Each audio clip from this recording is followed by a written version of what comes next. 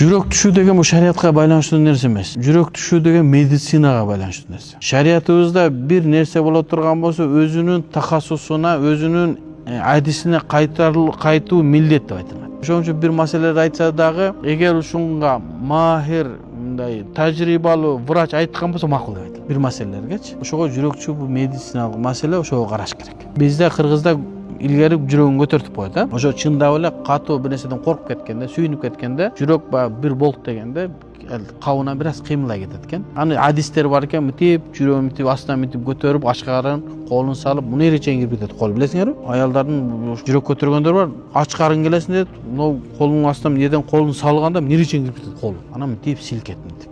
Ошондо баягы кыймылдап калган жүрөктү кичине ордуна келтирет. 1-2-10 күн кылгандан кийин жакшы болуп калат. Бул медициналык маселе, бул табыптык эле маселе. Бул көз ачыктык башка нерсе. Анан бир жүрөк куюп, коргошуп куюгендер ал көз ачыктыкка кирип кетет. Ошон үчүн Абу Ханифа рахматуллахи алейхи бир маселелерди айтканда сөзсүз түрдө медиктерден маселени сураган. Ушул жерде бир нерсени бекемдей кетейинби? 10-24 секунд калыптыр, Бизде фик маселесинде бир маселелер бар. Эгерде бир адамдын башы жарылган болсо, орозо болсо, ошол жерден суу кирип кетет турган болсо, ооз ачылат деген маселе бар биздин фикта, Ханафи фикта. Ошону Абу Ханифа эмнеге таянып айткан десе, өзүнүн заманында медиктерге таянып айткан. Башына жарылса, суу тамакка жетеби, жетпесе, жетет деген, анда жетсе ооз ачылат деп. Ошол Абу Ханифанын заманындагы медиктердин сөзү менен фатва берген. Азыркы медиктер айтууда баштан тамакка жол жок, ооз ачылбайт тамакка десе, азыр фатва берилип атат. Абу Ханифанын фигин ушинтип айтса дагы, ал катачылык ошол мезгилдеги медиктердин катачылыгы. Азыр медиктер бекемдеп атат, баштан жарак болсо ооз ачылбайт дейт. Анан кээки фикти жаттап алгандар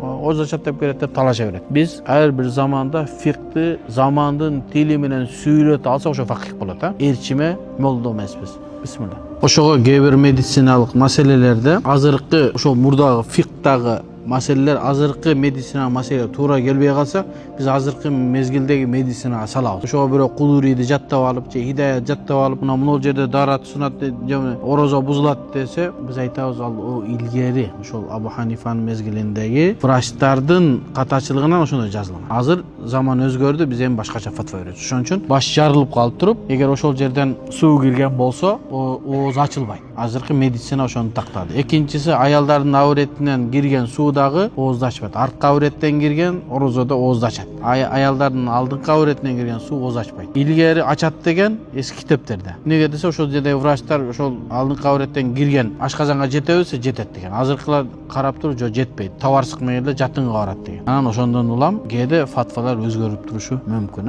Аллахым ыраазы болсун.